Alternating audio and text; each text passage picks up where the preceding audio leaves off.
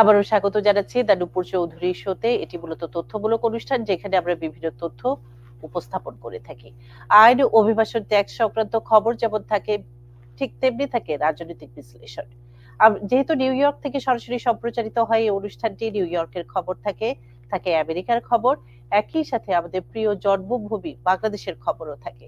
বিজয়ের মাস December, 16ই December উপলক্ষে এখন আমাদের বিশেষ আয়োজন, এবং এই বিশেষ আয়োজনে আমরা এমন কজন মানুষকে পেয়েছি যাদেরকে মূলত আজকে শ্রদ্ধা জানাবো।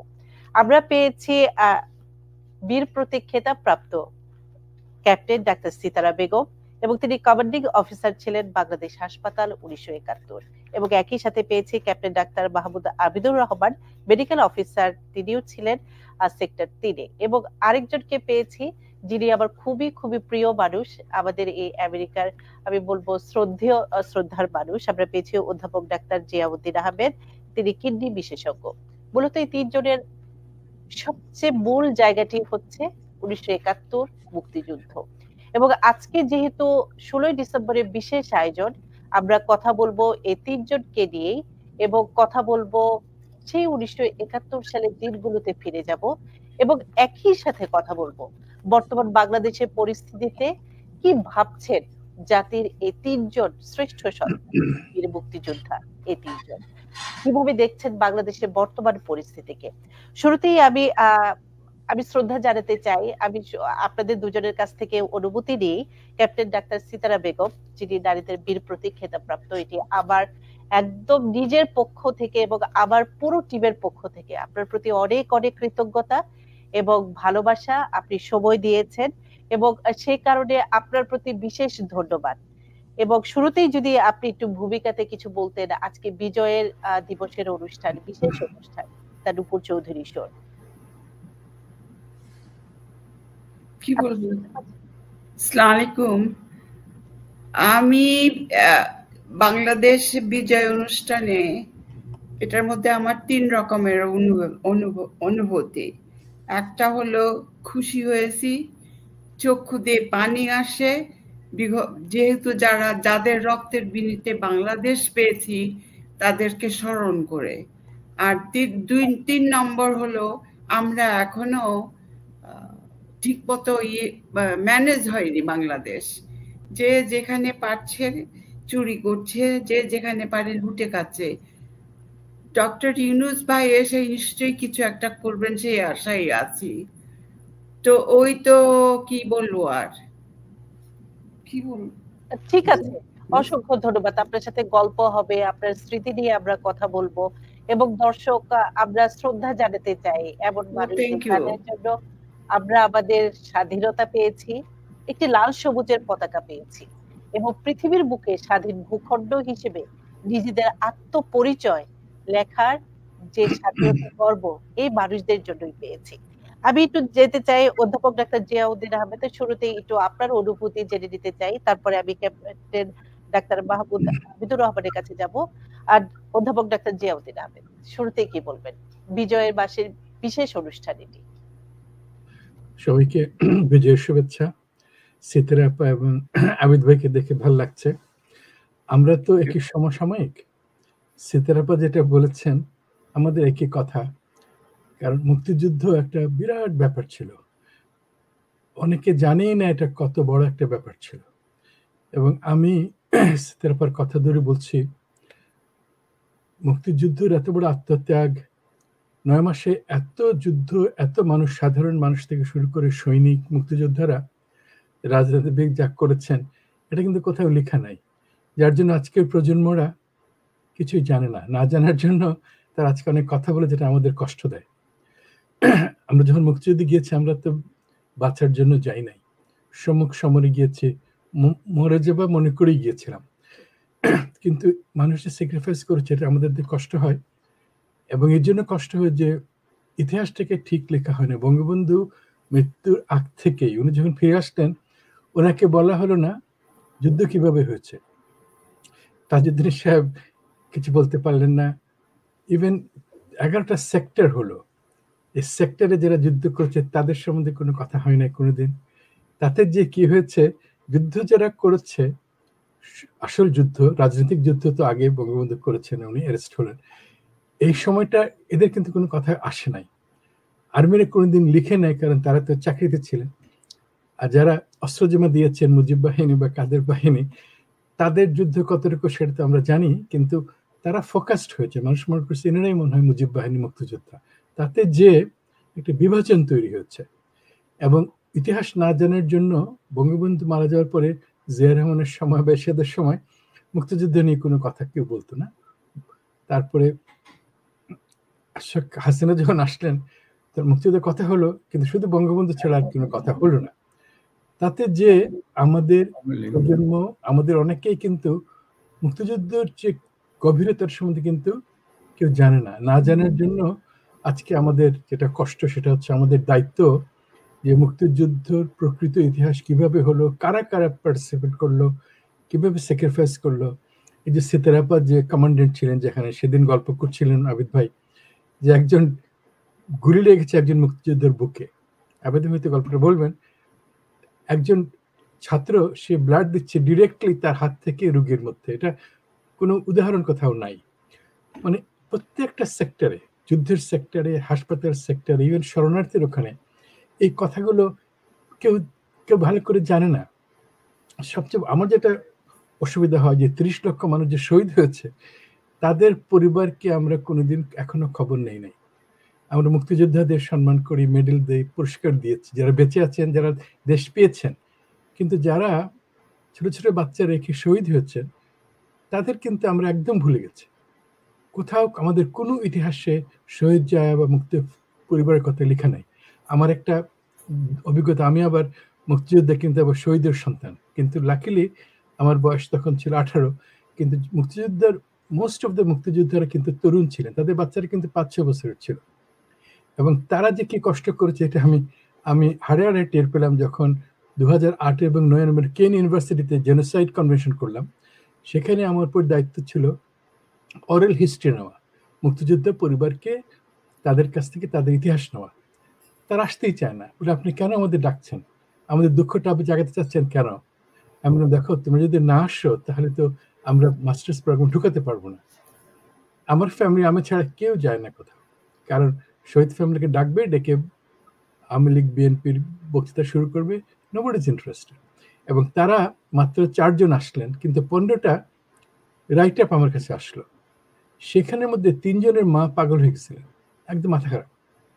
তারপরে যারা বেঁচে ছিলেন তাদের মধ্যে ম্যাক্সিমাম তারা কার মামার বাড়িতে, কেউ চাচার বাড়িতে পড়াশোনা করতে পারে না। আমরা কিন্তু এই যে ইতিহাস, এটা আমরা টোটালি ইগনোর করেছি। সরকার করেছে, আমরা করেছি, সবাই করেছি। এই আত্মত্যাগ বাংলাদেশের মুক্তিযুদ্ধ মানে কোনো দলীয় বিষয় নয়, আপামর সাধারণ জনতার, আমি বলবো, যুদ্ধ।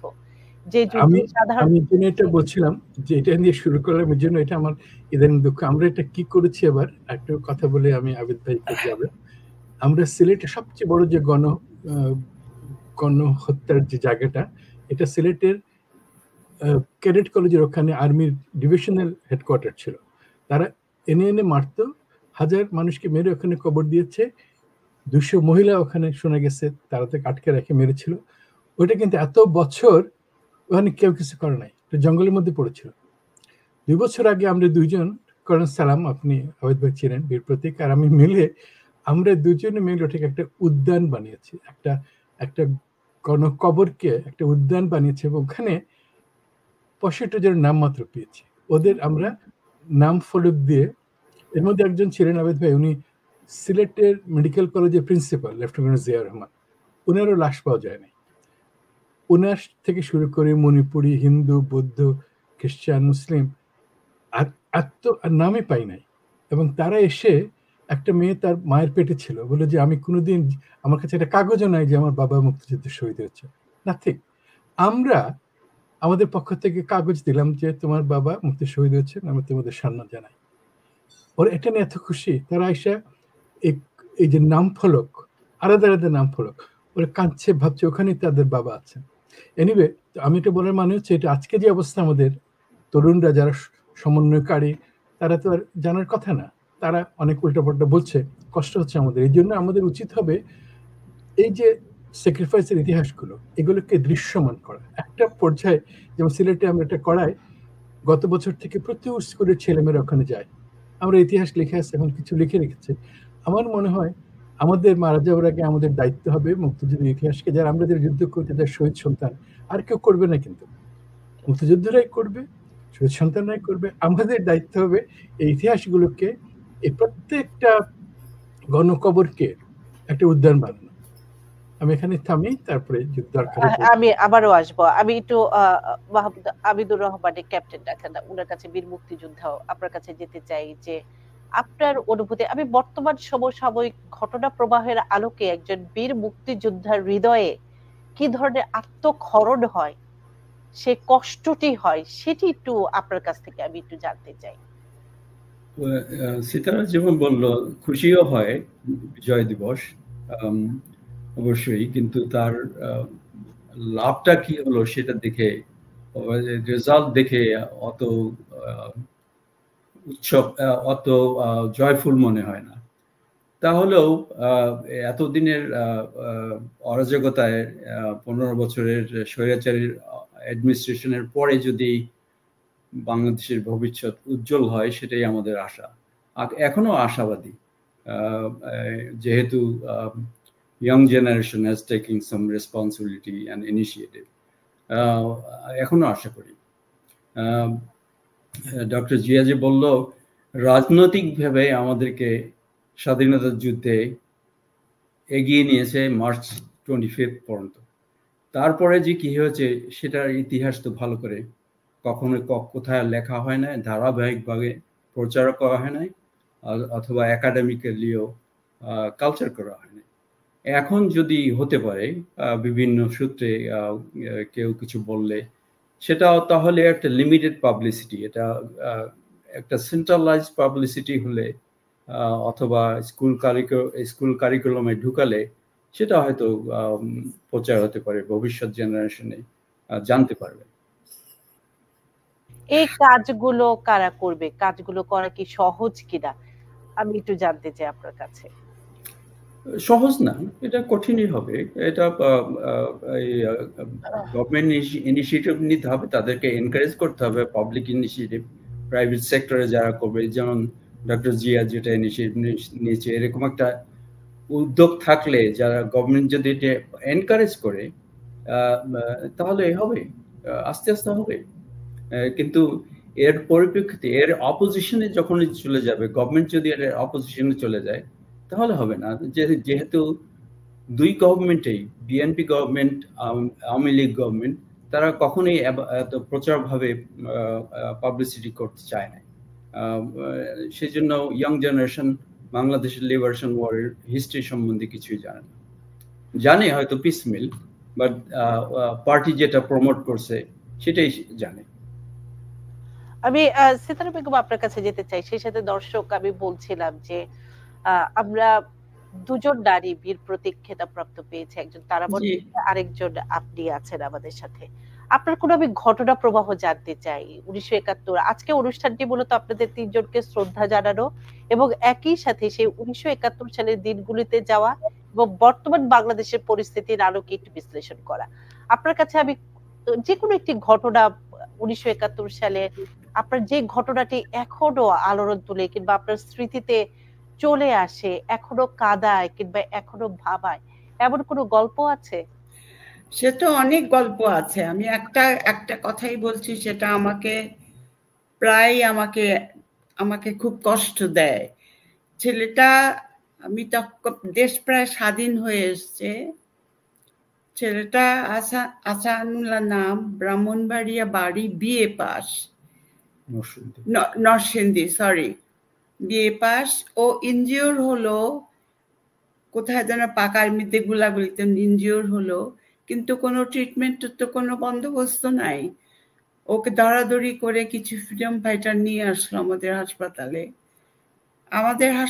মানে বিশ্রামগঞ্জ হাসপাতালে নিয়ে আসলো। তখন পর্যন্ত ও ভালোই, তারপরে তো ওর টিটানাস, ধনুষ্টঙ্কাশ হয়েছে, কনভালশন শুরু হলো। দেখে তো বুঝতে পারলাম যে সামথিং, মানে আমি বুঝতে পারছি, আমি দেখেছি টিটেনাসের পেশেন্টদের কি অবস্থা। তো তাড়াতাড়ি করে একটা ছোট্টখাট্টো টেন্ট দিয়ে ওকে রাখা হলো আলাদা করে, যাতে কোনো কিছু অন্য কেউ যাতে স্প্রেড না করে। কিন্তু আমাদের কাছে তো ট্রিটমেন্টের কোনো কিছু নাই। একটা রেড ক্রসের অ্যাম্বুলেন্স ছিল, পরের দিন সকালবেলা এটাকে রেড ক্রসে অ্যাম্বুলেন্স করে আগরতলা হাসপাতালে পাঠিয়ে দেওয়া হয় দেই আর কি।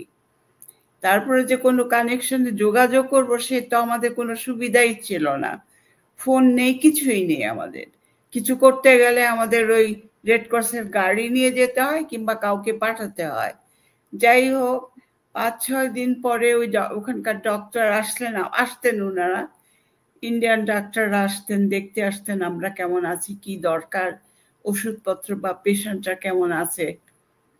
তো উনি আসলো, আরো 4-5 জন ডাক্তার, সাথে আরো কর্মচারী যারা আসলেন।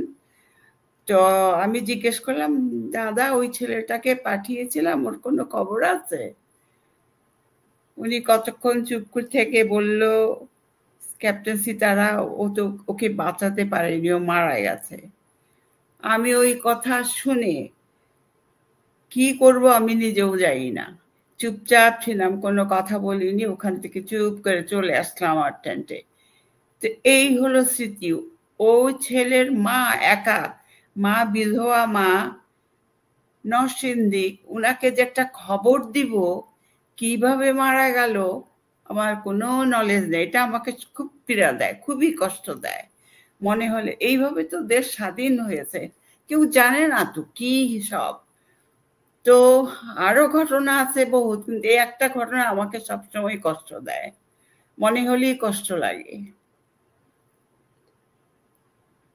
একটু জানতে চাই, নারীরাও তো অনেকে যুদ্ধে অংশ নিয়েছেন, এরকম কোন নারীকে কাছে থেকে, নারী মুক্তিযোদ্ধা পেয়েছিলেন আপনার হাসপাতালে? হ্যাঁ, নারী মুক্তিযোদ্ধার মধ্যে ওই যে ইয়েরা এসেছিল হাসপাতালে, ভলান্টিয়ার হিসেবে কাজ করেছে 5-6 জন।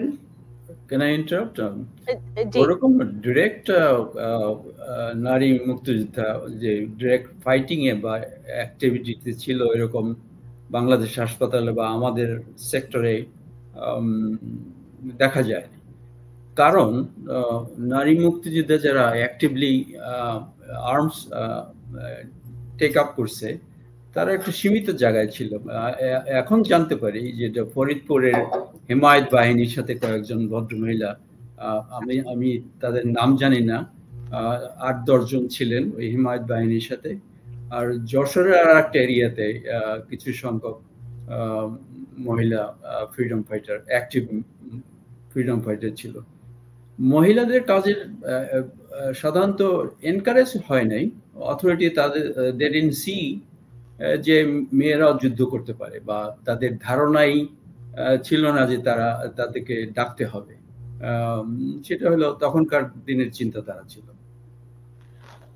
আমি সেই জায়গাটি থেকেই ডাক্তার জিয়াউদ্দিন আহমেদ আপনাকে প্রশ্ন করতে চাই, এই যে মুক্তিযুদ্ধের যে চিত্রটি ঠিকভাবে উপস্থাপন করা হয়নি, সেই ব্যর্থতা, সেই দায়ভার আপনি কাকে দিবেন? আমরা সবাইকে, আমাদের সবারই দায়িত্ব ছিল। আমি নিজে বলতে পারি, আমি ডাক্তারি পাশ করে আমেরিকা চলে আসি 80 সালে। তখন আমাদের বাঁচার জন্য যুদ্ধ ছিল, অত চিন্তা করার সুযোগ পাইনি। বঙ্গবন্ধু মারা গেলে জিয়া রহমান আসছেন, এই জিনিসের মধ্যে আমরা আসার পরে এখানে থেকে যা করার করেছি। কিন্তু দেশের আবিদ ভাই যেটা বললেন, সরকারকে দায়িত্ব নেওয়া উচিত ছিল। যেমন বিএনপির শেষের দিকে মনে হয় ভুইয়া, ক্যাপ্টেন ভুইয়া, ওর শামসুল ইসলাম ভুইয়া মনে হয়, ও আমরা মিলে একটা, যখন দেখা গেল যে সবাই মনে করে ইন্ডিয়ানরা এসে যুদ্ধ করে দিয়ে দিয়েছে, বাঙালিরা কোনো বইতে লেখা নাই, যুদ্ধের কথা কোথাও লেখাই নাই, মানে সামরিক তৎপরতার কথা, সম্মুখ সমরের গল্প নাই। তো ও একটা লিবারেশন বা রিসার্চ সেন্টার করলো, ওইখান থেকে প্রায় 20টা খণ্ড বই বের হলো।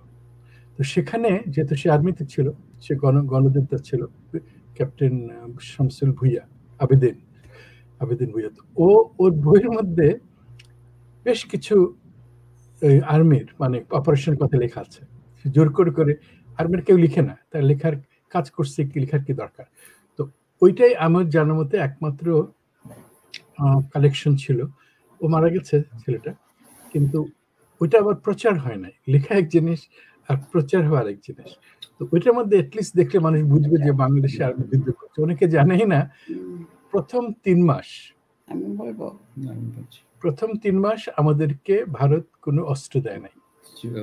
কেন দেয় নাই? দেওয়াটা উচিত ছিল না, কারণ সেজন্য দেওয়া উচিত ছিল না, এই জন্য যে পাকিস্তান একটা দেশ আর আমরা রেবেল। তো প্রথম 3 মাস কিন্তু যে বেঙ্গল রেজিমেন্ট তারা যে আর্মস নিয়ে গিয়েছিলেন ওগুলো নিয়ে যুদ্ধ করেছেন। ইন্ডিয়া যখন দেখছে যে না এরা টিকে গেছে, তখন তারা অস্ত্র দেওয়া, ট্রেনিং দেওয়া শুরু করছেন 3 মাস পরে। কিন্তু এই সময় মানেকশকে যখন ইন্দিরা গান্ধী বলছিলেন আপনি অ্যাটাক করেন, মানেকশ বলছিলেন আমরা যদি অ্যাটাক করি আমরা হারবো, আমরা রেডি না। তো তারা যখন রেডি হলেন, যুদ্ধ কিন্তু হলো, যৌথবান যুদ্ধ হলো মাত্র 13 দিনের। ওদের জেনারেলরা বললেন যে আমরা মুক্তিযুদ্ধের অলরেডি সব দখল করে বসেছিল, আমাদের জন্য খুব ইজি হয়েছে পুরো বাংলাদেশ দখল করা। কিন্তু আমাদের দুঃখ হয় আজকে তারা বলেন যে এটা ইন্ডিয়া পাকিস্তান যুদ্ধ। বাংলাদেশে 30 লক্ষ মানুষ শহীদ হলেন, যুদ্ধ করলো 13 দিনের জন্য তারা আসছেন, তারা আমাদের অনেক হেল্প করছে, কোনো সন্দেহ নাই।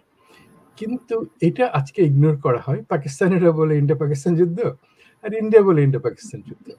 তো এই জিনিসটা আমাকে একটু পীড়া দেয়, কারণ আমাদের এই আবেদ ভাই যেটা বললেন, আমাদের যুদ্ধের কথা ভালো করে না বলায় আমরা মনে করি যে আমাদেরকে হয়তো ইন্ডিয়া এসে যুদ্ধ করে দিয়ে দিয়েছে। কিন্তু ইন্ডিয়া আজকে যে শক্তিশালী জায়গা হয়েছে, আমরা যেরকম গ্রেটফুল, তারা আমাদের অস্ত্র দিয়েছে, ট্রেনিং দিয়েছে, আমাদের 1 কোটি শরণার্থীকে যেভাবে স্নেহ ভরে, মানে বর্ডারে হিন্দু ফ্যামিলিরা মুসলিম ফ্যামিলিদেরকে যেভাবে সহায়তা করেছে, এটা একদম মানে বিস্ময়ের ব্যাপার।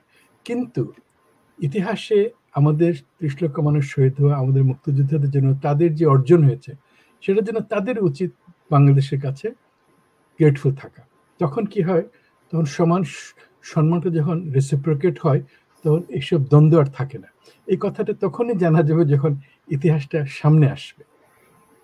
আরেকটা কথা আমি বলি, সীতারাপার ভাইয়ের নাম ছিলেন ক্যাপ্টেন হায়দার, মেজর হায়দার। অনেকে জানি না ঢাকাতে যত অপারেশন হয়েছে, সেক্টর 2 থেকে খালেদ মোশাররফ খান থেকে সব কিন্তু হায়দার ভাই ওয়াজ দ্য কমান্ডো, একাই ঢাকাকে কাঁপাই দিয়েছিলেন। কিন্তু এই ইতিহাসগুলো আমরা মানে আসল হিরো যারা, তাদের ইতিহাস কিন্তু আমাদের জানা দরকার। এবং এগুলোর জন্য হাতে সীতারাপার কেন কষ্ট। আমার বাবা যখন শহীদ হলেন 9 এপ্রিলে, উনি হেড অফ দ্য ডিপার্টমেন্ট ছিলেন সার্জারির, উনি হাসপাতাল ছেড়ে যান না প্রথম দিকে 1-2 সপ্তাহের মধ্যে। অনেকে মেরে ফেললো, আমি জানলাম কবে, আমি 2-3 মাস পরে একজন সোলজার উন্ডেড সিমনাতে খেতে আসছে, আমাকে বলে আপনি কি অমুকের ছেলে? উনি খুব ভালো মানুষ ছিলেন। আমি তো একটু থতম খেয়ে গেলাম। আমার পিছনে আমার বন্ধু সালাম, সে কাঁদছিল। শফিল এসে আমাকে বললেন, আমি তোমাকে বলি নাই, আমরা জানি অনেক আগে, কিন্তু বলে কি লাভ, কারণ কখন কোথায় কে মারা যাচ্ছে, আমাদের লাভ তো নাই। আমরা যেভাবে, কেন আমাদের সীতারাপা, আমার আবেদ ভাই তো উনি আর্মিতেই ছিলেন না, উনি একজন ডাক্তার ছিলেন। যখন সেকেন্ড বেলা যাচ্ছিল উনি আমি যুদ্ধে যাব, উনি সবকিছু প্যাকেট নিয়ে চলে আসেন। এই যে আমাদের যে দেখা বা আমাদের যে পার্টিসিপেশন, এগুলোর জন্য আমাদের কষ্ট বেশি হয় যারা কম ইনভলভ তাদের থেকে। এটি স্বাভাবিক, কারণ এটি আমার বাবা যেহেতু মুক্তিযোদ্ধা ছিলেন আমি জানি, এবং বাবার মৃত্যুর আগ পর্যন্ত মুক্তিযুদ্ধের উপর গবেষণামূলক অনেক কাজ করেছেন, বই লিখেছেন। কিন্তু আমি সেটি দেখেছি, সেটি পুরোটাই ব্যক্তিগত পর্যায়ে। সেটিকে যে স্বীকৃতি দিয়ে সামনে আনা, নতুন প্রজন্মের সামনে এগিয়ে আনা, সেই পৃষ্ঠপোষকতাটি খুবই কম ছিল। সেই দায়ভার কার, সেই প্রশ্নটি আমি আজকে করতে চাই না। আমি আরেকটি বিষয় একটু যেতে চাই আপনাদের দুজনের কাছে, সেটি যে বারবার আমরা বলছিলাম 24-এর ঘটনা প্রবাহ, বিশেষ করে 2024 সালের এই ঘটনা প্রবাহের পরে এটিকে বলা হচ্ছে দ্বিতীয় স্বাধীনতা। এবং হাইকোর্টের যদি একটি রায় আমরা আপনাদের একটু দৃষ্টি আকর্ষণ করে একটু বলি, সেটি হচ্ছে যে বলা হচ্ছে যে জনতার আন্দোলন ঘিরে সংঘর্ষে নিহত ব্যক্তিদের জাতীয় বীর ঘোষণার নির্দেশ কেন দেওয়া হবে না তা জানতে চেয়ে রুল দিয়েছেন হাইকোর্ট। একই সঙ্গে আন্দোলনের সময় আহত গ্রেপ্তার ব্যক্তিদের মুক্তিযোদ্ধা ঘোষণার নির্দেশ দেওয়া হবে না কেন তাও জানতে চেয়েছে। এটি হাইকোর্টের একটি রুল। এটি আমি 2024 সালের ঘটনা প্রবাহের প্রেক্ষিতে হাইকোর্টের যে রুলটি সেটি। আমি শুরুতে একটু সিতারা আপা আপনার কাছে যেতে চাই যে আমরা প্রতিটি আন্দোলনকে সাধুবাদ জানাই। এটি নিঃসন্দেহে মানে একটি দেশের এগিয়ে যাওয়া প্রতি ধাপে ধাপে 90-এর গণ অভ্যুত্থান বলি কিংবা যেভাবেই আমরা বিশ্লেষণ করি না কেন, সেই প্রেক্ষাপটে 2024 সালের এই ছাত্র জনতার আন্দোলন এবং আজকে যেটি নিয়ে বারবার এই বিষয়টি আসছে, এই ঘটনা প্রবাহকে আপনি কিভাবে ব্যাখ্যা করেন? আমাকে বলছে জি জি জি জি ওয়াও, এটার বলে আমি তো কোনোদিন পার্টি করিনি, এখনো করি না। আমি একজন মুক্তিযোদ্ধা হিসেবে আপনার অনুভূতিটি আমি জানতে চাই। আমি রাজনৈতিক কোনো বক্তব্য আমি আচ্ছা ঠিক আছে, আমি বলছি আবার স্বাধীনতা পেলাম, কারণ হলো মানুষ আসল স্বাধীনতার পরে তো সেভাবে থাকতে পারেনি। They didn't feel anything. They were controlled by the politicians.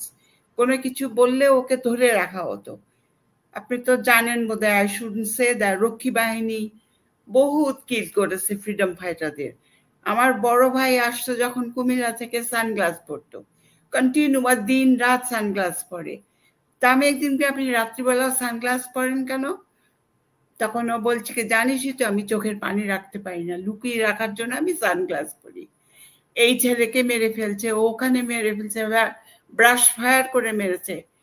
তো I have seen the pain to him, দেখেছি, অবজার্ভ করেছি, ভাইয়াকে আমি কাঁদতেও দেখেছি যে আমাদের ফ্রিডম ফাইটারদের কি হচ্ছে। দেখ, দেশ স্বাধীন হলো, কেউ কিছু বলতে পারে না।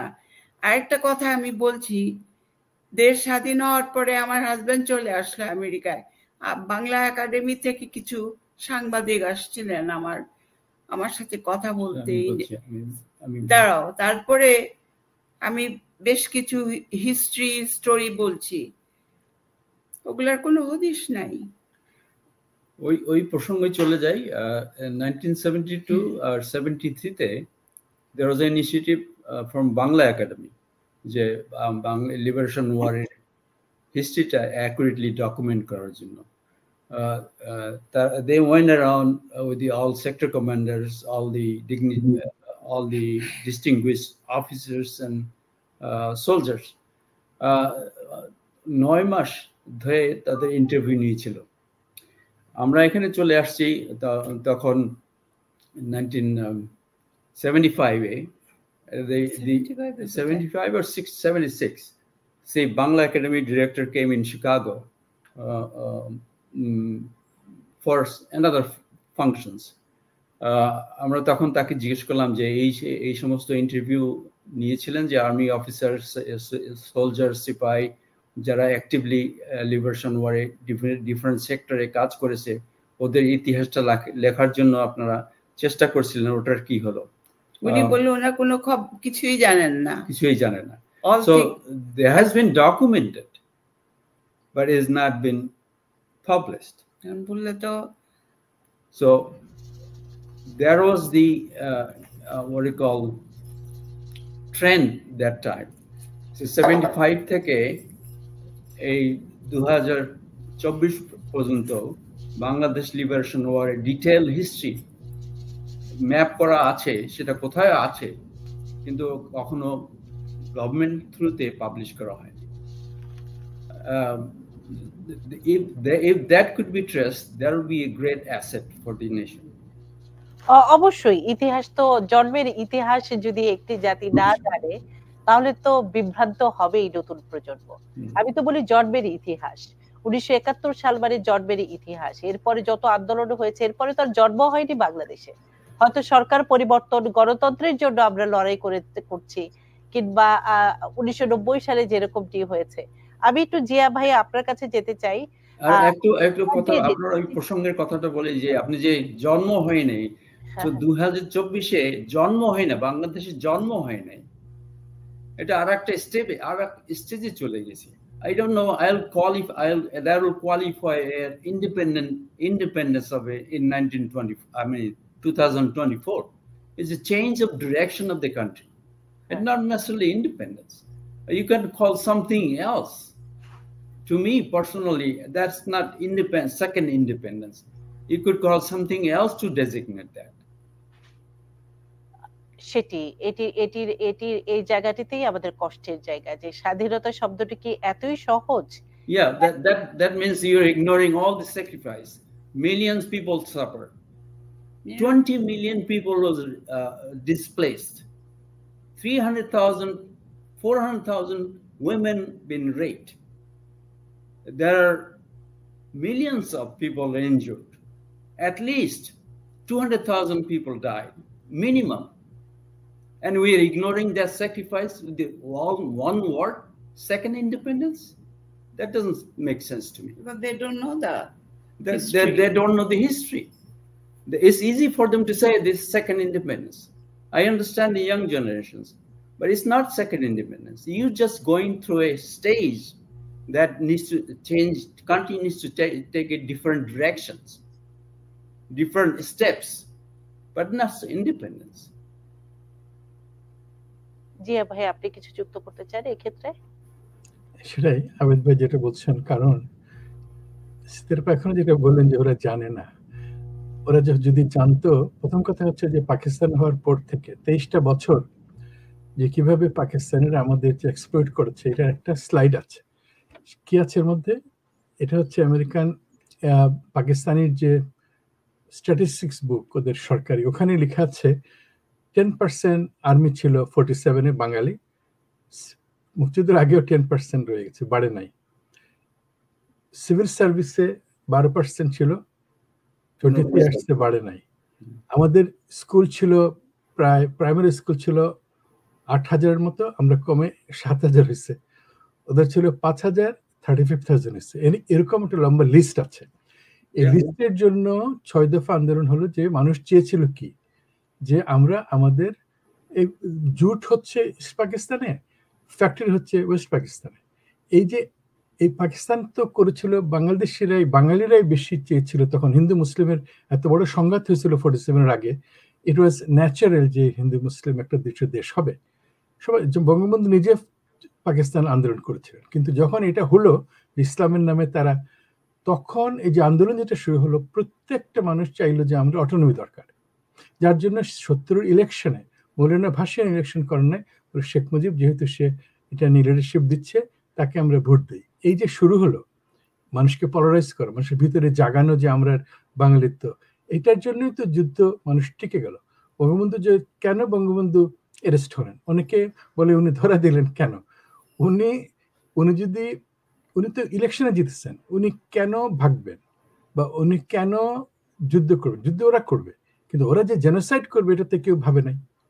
যার জন্য মুক্তিযুদ্ধ শুরু হয়েছে 25শে মার্চে, যখন তারা আমাদের হত্যা করা শুরু করছে। প্রত্যেকটা ক্যান্টনমেন্টে ইন্ডিভিজুয়ালি তারা বের হয়েছেন, আর্মিরা, সাধারণ মানুষ। তখন তো এই যে ছাত্ররা বলে আসমরও ফ্ল্যাগ তুলে দিল। তুমি ফ্ল্যাগ তুললে মানে কি জানো? ফ্ল্যাগ তুলে মানে হচ্ছে যে আমি যুদ্ধে যাচ্ছে, তোমার যুদ্ধে তোমার বন্দুকও নেই, লাঠিও নাই। এই যে স্টুপিডিটি ছাত্ররা যেটা করলো, করার জন্য যদি তুমি যুদ্ধই করতে চাও, আগে থেকে কালেক্ট করো, আর্মিদেরকে বলো আমরা যুদ্ধ করব, ওই সময় তোমরা ডিক্লেয়ার করো। বঙ্গবন্ধু কিন্তু সেটা করেন না, বিকজ উনি এক্সপেক্টেড যে আমি তো স্বাধীন হবো, বিকজ আমি তো ইলেকশনে জিতেছি। কিন্তু তারা মরার পরে যখন আমাদেরকে মারতে থাকলো, বাঙালি যারা অস্ত্র চিনতই না, তারাই তো মুক্তিযুদ্ধ হলো আর্মিদের সাথে। তো এই যে এত বড় একটা ইতিহাস, তারপরে মুক্তিযুদ্ধের 9 মাসের ইতিহাস এখনো অনেকে জানেই না গ্রাউন্ড লেভেলে। এই ইতিহাসগুলো না জানার জন্য মানুষ গভীরতাটা বুঝেই না। এটা এমনি হুট করে দেশ স্বাধীন হয় নাই। তারপরে যেটা হয়েছে, বঙ্গবন্ধু ঘোষের মারা হয়েছে, এরকম একটা সিচুয়েশন ছিল। মরার পরে তো আওয়ামী লীগের মন্ত্রীরা সব জয়েন করে ফেললো মোশতাকের সাথে। তার মধ্যে আবার এরশাদ সাহেব আসলেন, 9 বছর সবাইকে ঘুষ টুস দিয়ে উনি দেশ চালালেন। মুক্তিযুদ্ধের কথা না জানার জন্য এই ছাত্ররা যে বলছে, তারা অর্জনকে তারা বড় করবেই, যেহেতু তারা কম্পেয়ার করার মতো তাদের কোনো নলেজ নাই। তো এটাকে আমি ছোট হিসেবেই ধরি, আমি এটা নিয়ে কোনো আপসেট হই না। আমি মনে করি তারা বলবে তা আমাদেরই ফল্ট, আমরা তাদেরকে জানাতেই পারি নাই। তো আমি এটা নিয়ে ভাই, আমি একটু আপনার সাথে এখানে ছোট্ট করে দ্বিমত পোষণ করে আমি বলছি যে আমরা যাদের ছোট ছোট বলে, যাদের আমি বলছি যে ইতিহাস জানে না বলে তারা এভাবে শব্দগুলো চয়ন করছে, শব্দগুলো ব্যবহার করছে, সেটি তো নয়, এটি তো রাজনৈতিক উদ্দেশ্যে ব্যবহৃত হচ্ছে, মুক্তিযোদ্ধাকে খাটো করার জন্য ব্যবহৃত হচ্ছে। এটিকে তো আপনাকে স্বীকার করতেই হবে আজকে।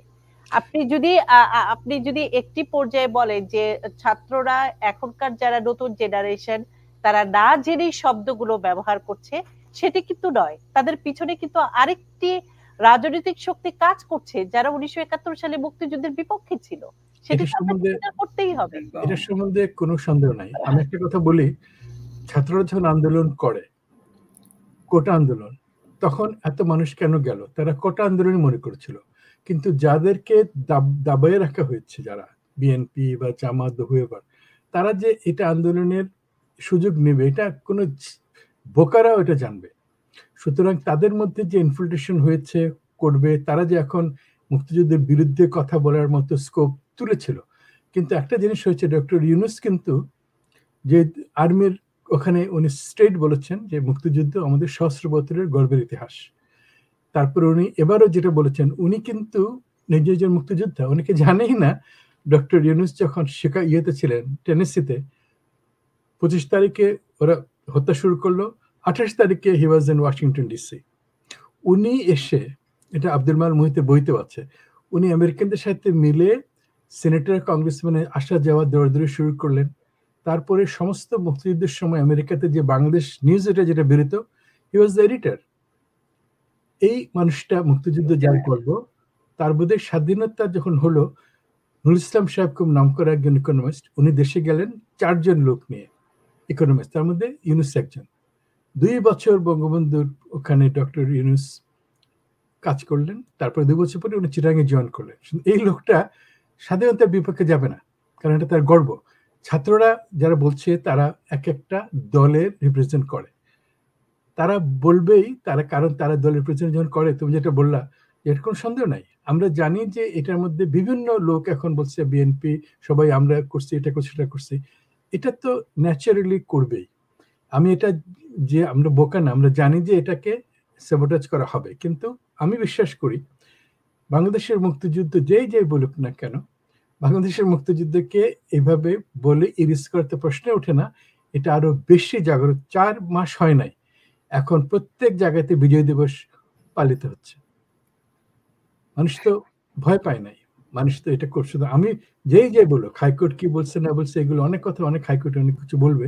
আমি মনে করি ছাত্ররা যখন জানবে যে আমাদের কন্ট্রিবিউশন ঠিকই আছে, কিন্তু মুক্তিযুদ্ধ বা দেশ স্বাধীন করার ব্যাপার যেটা, সেটা অনেক বিশাল ব্যাপার, এটা তারা জানবে। না জেনেও যদি কিছু বলতে চায়, তারা পরে থামতে বাধ্য হবে। তো আমি এই জন্য তো ভয় পাই না, কারণ আমরা তো বয়স হচ্ছে, আমরা অনেক চেঞ্জ দেখছি। ঘুরে ফিরে সত্যের জয় সবসময় হয়। সিতারা আপা কিছু যুক্ত করতে চেয়েছিলেন। জি, আপনি এক্ষেত্রে কি বলবেন? কিসের কথা বলছেন আপনি? এই ছাত্র আন্দোলন, সেই সাথে বর্তমান সমসাময়িক পরিস্থিতি, আপনি জিয়া ভাইয়ের কথা প্রসঙ্গে যদি কোনো কিছু বক্তব্য যুক্ত করতে চান। জিয়া ভাই যা বলছে আমি একমত, কিন্তু আমাদের কথা তো কেউ জানে না। আমরা এখনো যদি বলতে চাই, এটা আপনি ব্রডকাস্ট করছেন, মানুষজন চিনতে পারছে, জিয়া ভাইকে চিনতে পারছে, আবিদকে চিনতে পারছে, অনেকে চেনেও না, জানেও না। আমি একটা ঘটনার কথা বলি। একটা বাংলাদেশের একটা লেডিজ আর্মি স্কুল খুলেছে, কোথায় যেন, ক্যাডেট কলেজ। ওখানে আমাকে বলছিল যেতে, আমি গিয়েছি, খুব ভালোভাবে আমাকে দিয়ে রিসেপশন করেছে। ওখানকার অ্যাডমিনিস্ট্রেটর একটা মেজর, আর্মির মেজর, তাকে আমি কথায় কথায় জিজ্ঞেস করলাম, আপনি ক্যাপ্টেন কর্নেল হায়দারকে চেনেন? আমার মুখের উপর উনি বলে যে না, আমি ওনাকে চিনি না। আমি আর কোনো কথা বলতে পারিনি। আমি চিন্তা করলাম, এই যদি বাংলাদেশ আর্মির শিক্ষা হয়, তাহলে কে কি জানবে? আমার তো মনে হয় বাংলাদেশ আর্মি, বাংলাদেশ যে কিভাবে হলো, সেটাই তো ওদের প্রথম লেসন। আমার ভাই বলে বলছি না, বাংলাদেশ কাদের ত্যাগে হলো, বাংলাদেশ সারেন্ডার সেরিমনিতে কে ছিল, নোবডি নোজ। বলে আমি চিনি না, কর্নেল হায়দারকে চিনি না। আমি আর কোনো কথা বলতে পারিনি। I was very upset. এই যদি ট্রেনিং, তা কি বলবো বলেন, সবকিছুই সাপ্রেস। মানে ধামাচাপা দেওয়ার মতোই বলবো আমি। তবে এখনকার ছেলেরা ওরা তো জানে না, হিস্ট্রি জানে না, কি হচ্ছে না হচ্ছে বলতে পারে না। যা আগে যা দেখে আসছে, লোকে যা বলেছে ওটা নিয়েই তারা মেতে আছে। ইদানিং এখন যদি আমরা বলা শুরু করি, আপনি যদি বলতে শুরু করেন জিয়া ভাই বলতে শুরু করেছে, তাহলে হয়তো কিছুটা হতে পারে যে না, there was a freedom fighter, lakh lakh মানুষ রক্ত দিয়েছে, মা বোনরা ইজ্জত হারিয়েছে, তাহলে হয়তো লোকজন জানবে কিভাবে বাংলাদেশ এসছে। আমাদের বাড়ির সামনে পিছনে সাইডে সব লোককে পাকারি মেরেছে, নোবডি নোজ, কেউ জানে না।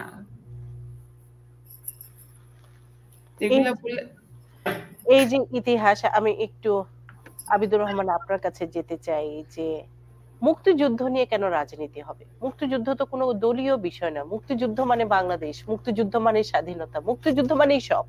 তো সেই জায়গাটিতে কেন আমরা রাজনীতি করেছি বারবার মুক্তিযুদ্ধকে, নিজেদের মতো লেখার চেষ্টা করেছি ইতিহাস? রাজনীতি তো তখন থেকেই শুরু হয়েছে, যখন লিবারেশন ওয়ার ছিল।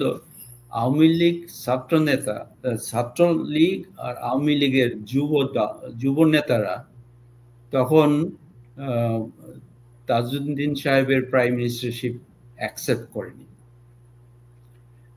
and they went around him. Indian army or Indian authority also took that opportunity.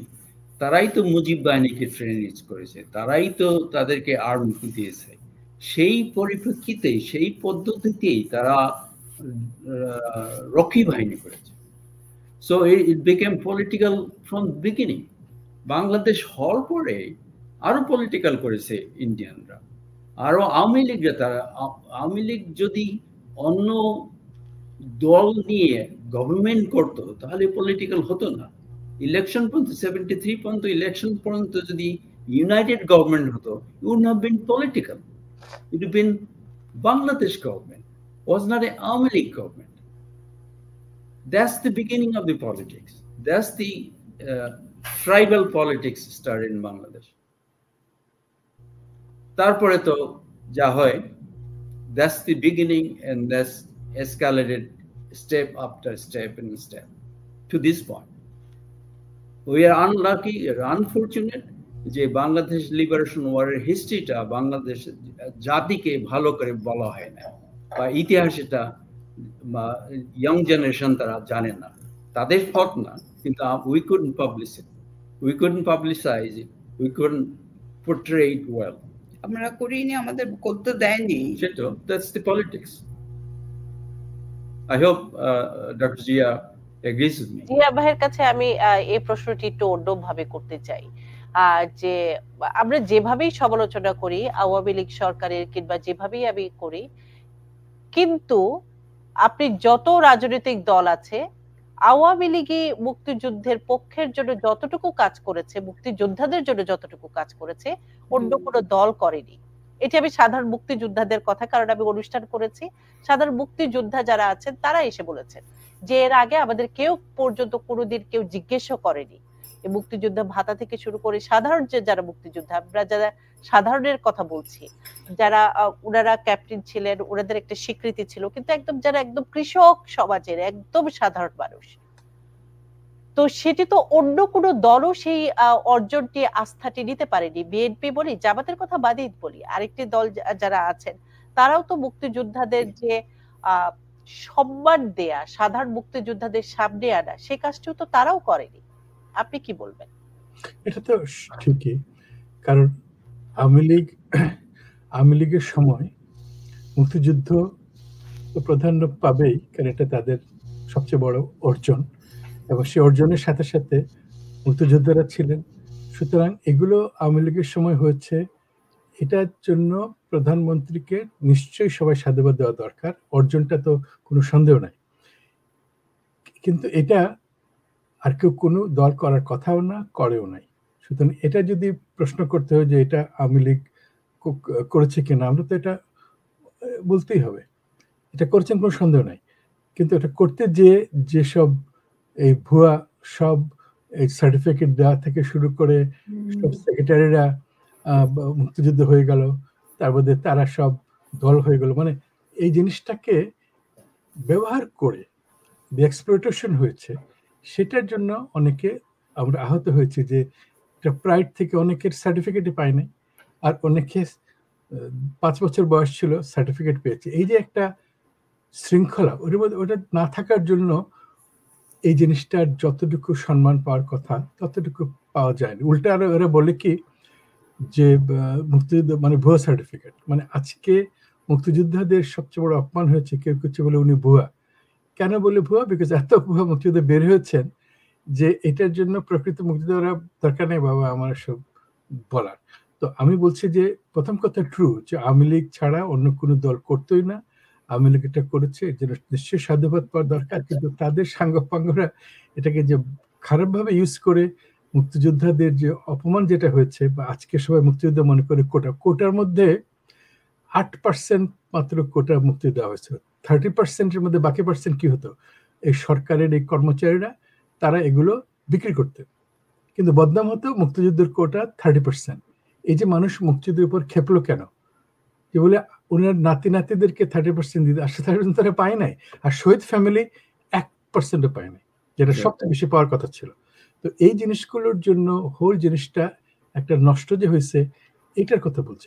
এই জন্য আমাদের কষ্ট হয়। আমরা তো কেউ বলি না যে শেখ হাসিনার আওয়ামী লীগের মুক্তিযুদ্ধের প্রতি কোনো ইয়ে ছিল না, নিশ্চয়ই ছিল, কিন্তু এটা ব্যবহার করে দলগতভাবে ব্যবহার করা হয়েছে। বিএনপির যদি কোনো মুক্তিযোদ্ধা হয় তাকে হয়তো পাত্তাও দেওয়া হয় নাই। ইভেন হাফিজ মেজর বীর বিক্রম হাফিজকেও অনেক সময়, জিয়া রহমানকে অনেক সময় বলা হয়েছে উনি রাজাকার। তো এই জিনিস তো, এগুলো তো এইভাবে বলার করে দরকার ছিল না। এগুলো বলে একটা বিভাজন যে তৈরি করা হয়েছে, সেটা আমার মনে হয় যে আমাদের ক্ষতি করেছে, আওয়ামী লীগকে ক্ষতি করেছে। এখন যেটা আওয়ামী লীগের উচিত হবে, পুরনো যারা দল করছেন বা লিডার ছিলেন তার থেকে তার বেরিয়ে আসতে হবে। কারণ বাংলাদেশের যারা লুটপাট করেছেন তারা তো শাস্তি হবে না, কিন্তু 30% মানুষ তারা আওয়ামী লীগ করছে স্বাধীনতার স্পৃহা বুকে নিয়ে, তারা কিছু তো পায় নাই, তারা আজকে ভিক্টিমাইজ হচ্ছে। তাদের দাঁড়াতে হলে, দেশ যদি, ডক্টর ইউনূস যদি দেশকে সত্যি সংস্কার চান, প্রত্যেকটা গ্রুপের মানুষ আসতে হবে, না হলে আবার আর গ্রুপ সন্ত্রাসী হবে, এবার আরেকবার আরেক গ্রুপ সন্ত্রাসী হবে, এটা গৃহযুদ্ধ চলতেই থাকবে। সব বাংলাদেশি একে পার্টিসিপেট করতে হবে, তা না হলে ট্রু রিফর্ম হবে না। আর একটা কথা বলতে চাচ্ছি আপনার, যে মুক্তিযোদ্ধা কল্যাণ ট্রাস্ট করেছে, কিন্তু that became a political tool for Awami Leaguers. যারা ভুয়া ফ্রিডম ফাইটার হয়েছে, ম্যাক্সিমাম আওয়ামী লীগার্স পয়সা নিচ্ছে নাম লিখে। সেটি তো আছে, সেই ব্যর্থতা কিন্তু আমাদের অনেক অনেক, যে আমরা মুক্তিযোদ্ধাদের সঠিক তালিকাটি এত বছরও করতে পারিনি, যে কারণেই এত বিতর্ক, যে কারণেই কিন্তু অনেক সময় নেতিবাচক ভাবে উপস্থাপন করা হয় মুক্তিযোদ্ধা পরিবারের প্রতি। আমি আবারও সমসাময়িক বিষয় নিয়ে আপনাদের কাছে জানার আগে আমি একটু সিতারাপা আপনার কাছে একটু যেতে চাই। আর কোনো গল্প আছে? আমি আজকে মূলত মুক্তিযুদ্ধের গল্প শোনাতে চাই আমার দর্শকদের, যে আপনাদের একদম অভিজ্ঞতার আলোকে সেই দিনগুলোতে ফিরে যেতে চাই, যে দিনগুলো তো 9 মাস আমরা যত সহজে বলি, সেই দিন রাত কিন্তু এত সহজ ছিল না, দুঃস্বপ্ন ছিল প্রতিটি মুহূর্ত। আমি একটু সিতারাপা, আপনারা আর কোনো গল্প আছে যেটি আমার দর্শকদের জানাতে চান?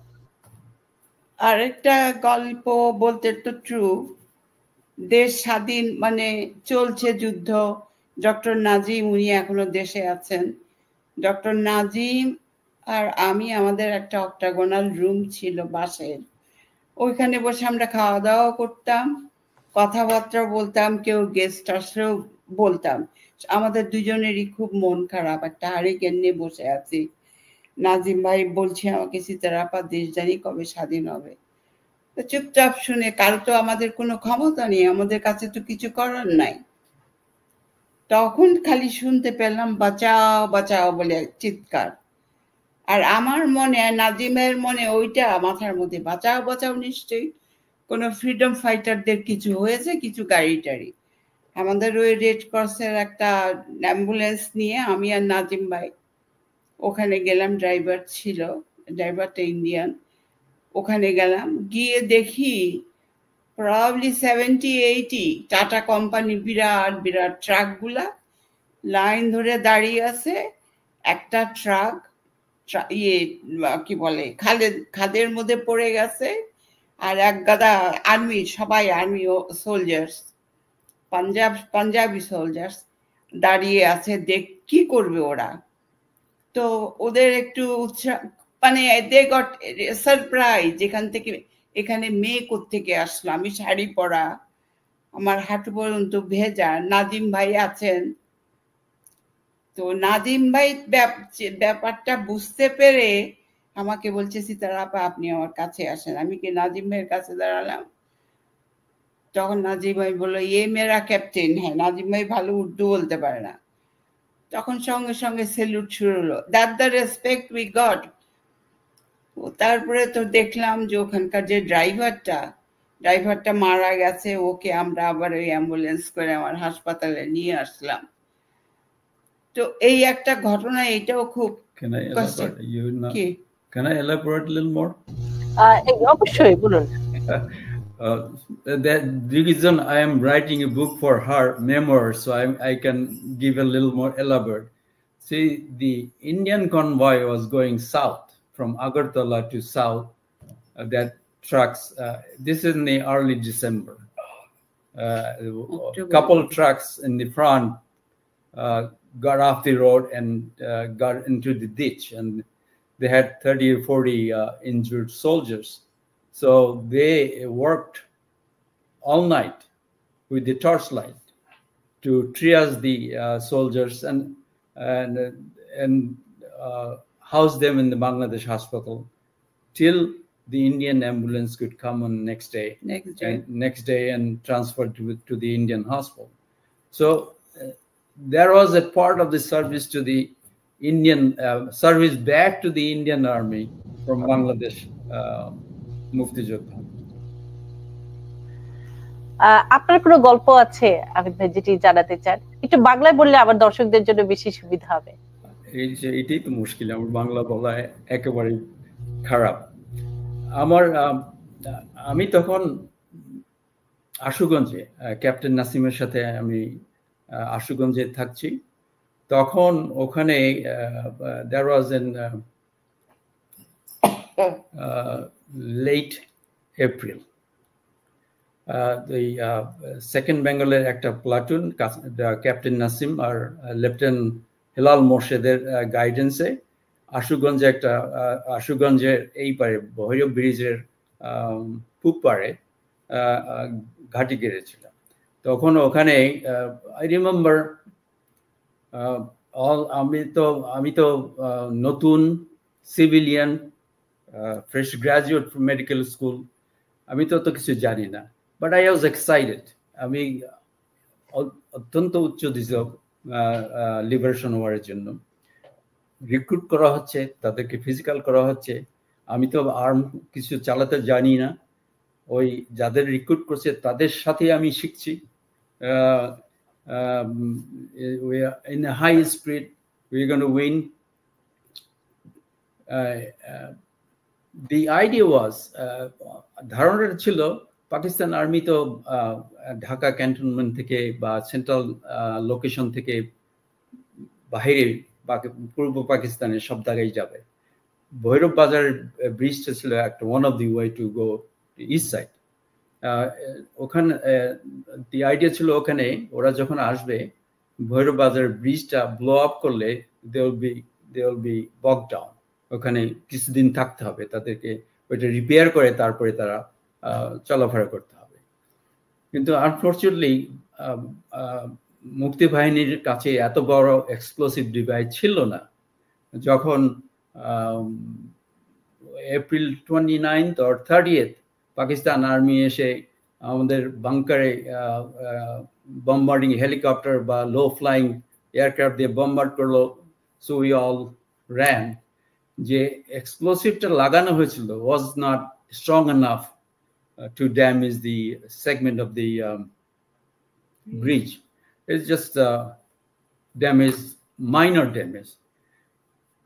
So we walked back from Ashuganj to Brahmanbaria, Dhan Kheter Mas diye. There was a experience of first war experience in 1971. এই গল্পগুলো আসলে আমাদের নতুন প্রজন্মকে জানতে হবে। দায়িত্ব কিন্তু সবারই, দায়িত্ব আপনাদের আছে, দায়িত্ব মিডিয়ার আছে, গণমাধ্যমের আছে, দায়িত্ব রাষ্ট্রীয় পর্যায়ের আছে, সবারই এই সহযোগিতাটি দরকার। জিয়া ভাই, আপনি কোনো গল্প শেয়ার করতে চান আমাদের সাথে? হ্যাঁ, আমি এটা আমার থার্ড অপারেশন। তো আমি যখন গিয়েছিলাম আমি মেডিকেল স্টুডেন্ট ছিলাম। তো লাকিলি আমরা এই আবেদ ভাই যেখানে ছিলেন বেঙ্গল রেজিমেন্টের সাথে আমরা জয়েন করলাম প্রথমে এপ্রিলের 4 তারিখে, কয়েকজন আমরা ছাত্র। তো মুর্শিদ এসে আমরা তখন প্রথম আটকালাম, তো আমাদের ট্রেনিং শুরু হলো। আমি আবার কমান্ডার বানানো হলো স্টুডেন্টদের, কিন্তু আমরা বাই দিস টাইম আমাদেরকে লাইট মেশিন গান, গ্রেনেড শিখে আমরা অলরেডি যুদ্ধতে ছিলাম। মুর্শিদ এসে বললো যে আমি কিছু লোক চাই যারা একটা প্লাটুন হবে, ফাইটিং প্লাটুন, পিছন থেকে অ্যাটাক করবে, খুব সিরিয়াস রিস্কি হবে। তো আমি আমার বন্ধু সালাম চলে আসলাম। এনিওয়ে, তো আমরা এপ্রিলের শেষের দিকে বা মে মাসের প্রথম দিকে হবে। তো তেলিয়াপাড়া থেকে মাধবপুর, তেলিয়াপাড়াতে আমাদের ক্যাপ্টেন মঈন ছিলেন, মেজর মঈন, ওখানে উনি যুদ্ধ করছিলেন। আর মাধবপুরের সিমনা বা আমরা যেখানে মুক্তিযুদ্ধের ক্যাম্প, তার মন্তলা, ওখানে মাধবপুরের অপোজিটে ছিল। তো আমাদের প্ল্যান হলো, আমরা দেখলাম যে 1-2টা ট্রাক যায় ডেইলি।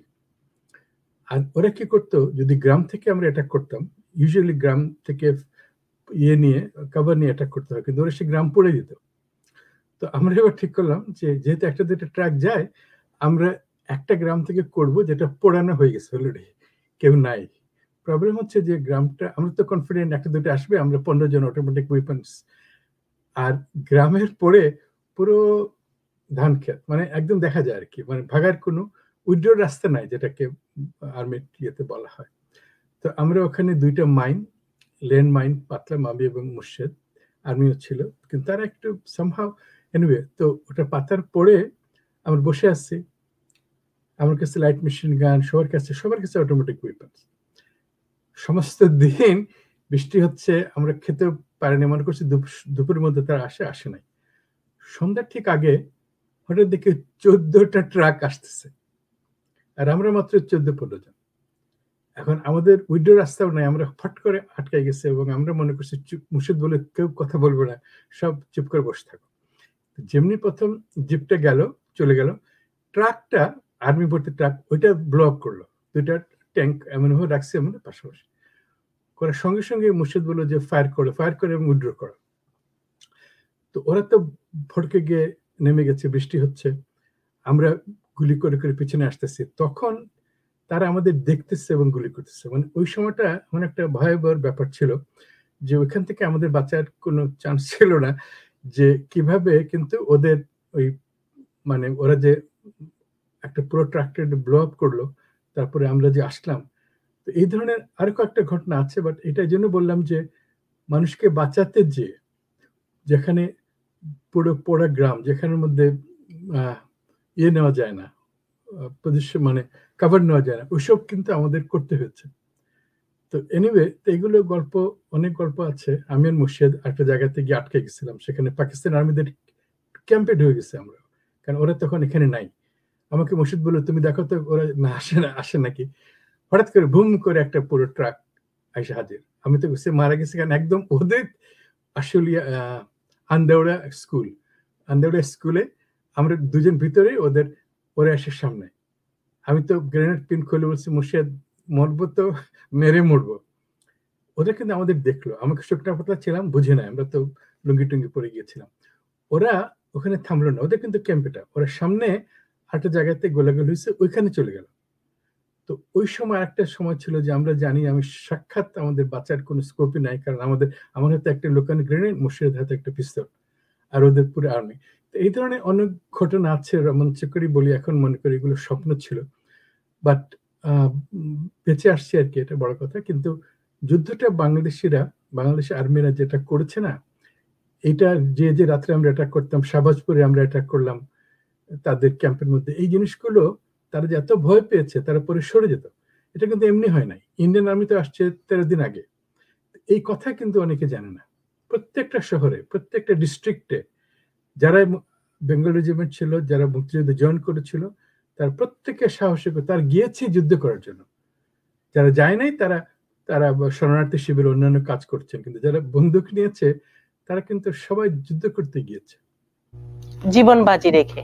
এবং তারা ফেরত আসবে কিনা সেটা, তারা দেশকে বাঁচানোর জন্য জীবনকে একদম বাজি রেখে, যে আপনি বলছিলেন যে সম্মুখ মৃত্যু আপনি জানেন, সেখান থেকে বেঁচে আসা, এটাই হচ্ছে সাহসিকতা। জেনারেল নাসিম একবার বকা দিলেন, কারণ আমি তো একটা গাধা, হঠাৎ করে আমাদের ক্যাম্পের পাশে গোলাগুলি শুরু হয়ে গেল। আমি না লাইট মেশিন নিয়ে ওদিকে চলে গেলাম। আমি বললাম, তুমি একটা চুপ, তুমি আর্মি ট্রেনিং জানো না, কিছু জানো না, তুমি আগে বই কোথাও যাবে না, তুমি আমাদেরকে ফলো করবে। কারণ আমার মনে হচ্ছে ওখানে গিয়েছি, গোলাগুলি হচ্ছে, চলে যায়। প্রথম থেকে ট্রেনিং ফেনিং কিছু নাই, শিখছি চলে যেতে হবে, কোনো ডিসিপ্লিন জানি না। তো আমরা যে আগে মারা যেতাম কোনো সন্দেহ নেই আর কি। তো ওনাদের গাইডেন্স না হলে বিপদ হতো। আমরা এরকম গল্প, আপনাদের তিনজনের প্রতি কৃতজ্ঞতা, আমরা এরকম গল্প আরো শুনতে চাই। বিশেষ করে আবার এই অনুষ্ঠানে আপনাদের আবারও আমি আমন্ত্রণ জানাবো, এই গল্পগুলো, মুক্তিযুদ্ধের গল্প, সেই গল্পগুলো শুনবো। তবে সব শেষ ছোট ছোট 3টি প্রশ্ন আবার করতেই হয়। জীবন বাজি রেখে যে দেশকে স্বাধীন করেছেন বাংলাদেশ, সে বাংলাদেশ নিয়ে কি স্বপ্ন, কেমন বাংলাদেশ দেখতে চান? আর ক্যাপ্টেন ডাক্তার সিতারা বেগম, শুরুতে আপনার কাছে জানতে চাই যে আপনি কেমন বাংলাদেশ চান? আপনি কি একটু আনমিউট করে দিবেন?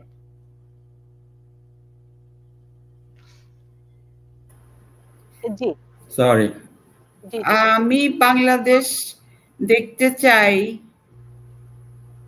মানে দেখা উচিত যে আমরা কি করে দেশ স্বাধীন করেছি, ফ্রিডম ফাইটারদের চেনা উচিত, জানা উচিত, এবং যাদের রক্তে দেশ স্বাধীন হয়েছে তাদের কথা বলা উচিত। তাদের কথা তো কেউ জানে না।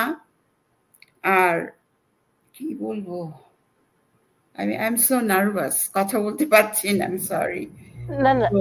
তো এখন দেখতে চাই দেশটা আরো সুন্দর হোক, অরাজকতা থেকে বাঁচি আমরা। এত আমাদের তো শিক্ষা হয়েছে, বহুত অনেক শিক্ষা হয়েছে, আমরা যেন আবার যেন ব্যাক না করি। ওই যে বলে না, লাঠি ঘুরায় যে মানুষ, বাচ্চারা খেলে, ঘুরতে থাকে ঘুরে ফিরে সে একই স্পটে যায়, আমরা যেন সেখানে না যাই। ওইভাবে যেন আমাদের দেশটাকে, আমাদের শিক্ষা হয়েছে এবং শিক্ষা হওয়া উচিত, ভবিষ্যতে যেন আমরা ঠিক মতো দাঁড়াতে পারি এবং কি বলে এটাকে, অত্যাচারের বিরুদ্ধে আমরা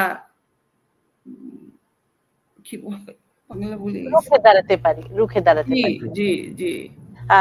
অসংখ্য ধন্যবাদ। আমি একটু যেতে চাই ক্যাপ্টেন ডাক্তার মাহমুদ আবিদুর রহমান, আপনি কেমন বাংলাদেশ চান, কেমন বাংলাদেশ দেখতে চান?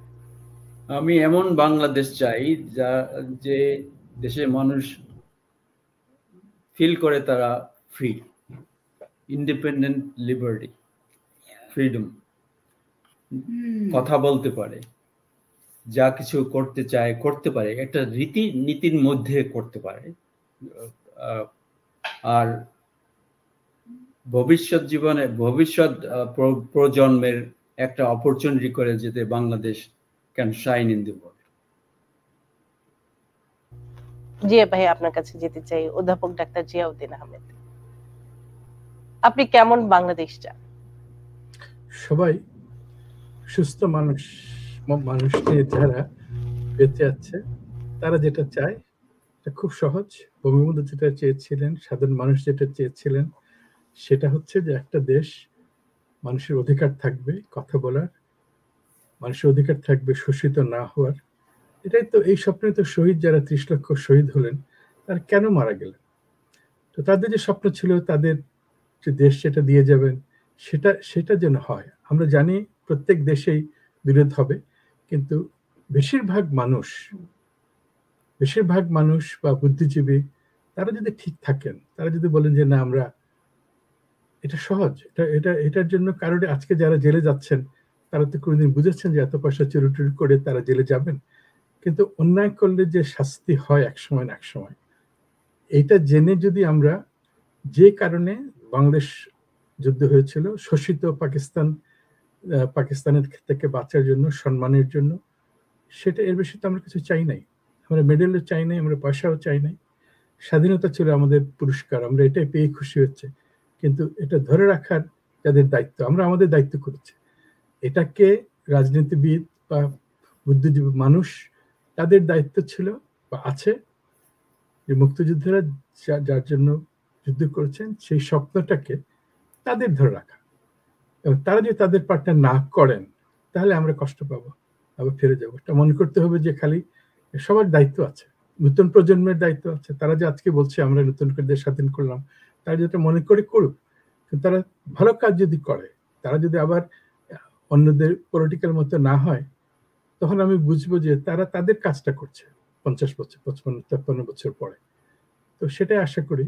আমরা জানি যে সব 50% যদি হয়, সংখ্যার যেটা আমি যেটা ভয় পাচ্ছি এখন, যে আওয়ামী লীগকে আসতে দেওয়া হচ্ছে না, তাদের লোক যারা, তার সাথে বিএনপির মারামারি হবে, জামাতের মারামারি হবে। এই যে একটা আপন চাস্তো ভাই, খালাতো ভাই, মামাতো ভাই, বাংলাদেশে তো ওরা কেউ পাকিস্তান থেকে আসে না, ইন্ডিয়া থেকে আসে না, সবই সবার আত্মীয়। এর মধ্যে যদি তারা যদি এই গন্ডগোলটা, মারামারিটা, বৃহৎ যুদ্ধ চলতে থাকে, তাহলে আমাদের ভবিষ্যৎ তো দেখি না। এই জন্য রিকনসিলিয়েশন উইথ, মানে যাদের অন্যায় করছেন তাদেরকে তো শাস্তি দিতেই হবে, যারা অন্যায় করে নাই তাদের সাথে একটা রিকনসিলিয়েশন করার পথ না খোলা থাকলে আমার মনে হয় যে সংজ্ঞাটা একটা ভিশাস সাইকেল হয়ে যাবে।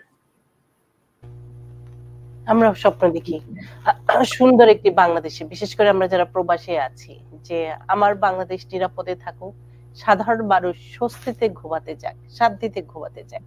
আজকে মূলত দ্য রূপর চৌধুরী শোর আয়োজনটি ছিল যে জাতির শ্রেষ্ঠ সন্তান 3 জন মুক্তিযোদ্ধাকে পেয়েছি, এই 3 জনকে সম্মান জানানো। মূলত আপনাদের সাথে কথোপকথন হয়েছে, কিন্তু আবার আজকে মূল উদ্দেশ্য ছিল আপনাদের 3 জনকে সম্মান জানানো। কারণ বাংলাদেশের স্বাধীনতা, সার্বভৌমত্ব, লাল সবুজের পতাকা আপনাদের অবদানের জন্যই পাওয়া। যে কারণে আমরা যেভাবে ব্যাখ্যা করি না কেন, ইতিহাস না জানলেও এই সম্মানটুকু কিন্তু আমাদের দিতেই হবে, যতদিন পৃথিবীর বুকে বাংলাদেশ নামক রাষ্ট্রটি থাকবে। আপনারা ভালো থাকবেন, সুস্থ থাকবেন, এবং আপনাদের স্বপ্নগুলো পূরণ হোক, এবং আপনাদের স্বপ্নের বাংলাদেশ আমরা যেন দেখতে পাই, সেটাই কিন্তু সবারই আমাদের প্রত্যাশা। কারণ মুক্তিযোদ্ধারা জীবন বাজি রেখে দেশকে স্বাধীন করেছিলেন নিঃস্বার্থভাবে সুন্দর একটি বাংলাদেশ গড়ার প্রত্যয় নিয়ে। আপনারা ভালো থাকবেন, সুস্থ থাকবেন, এই প্রত্যাশাটি রইল। এবং একই সাথে দর্শক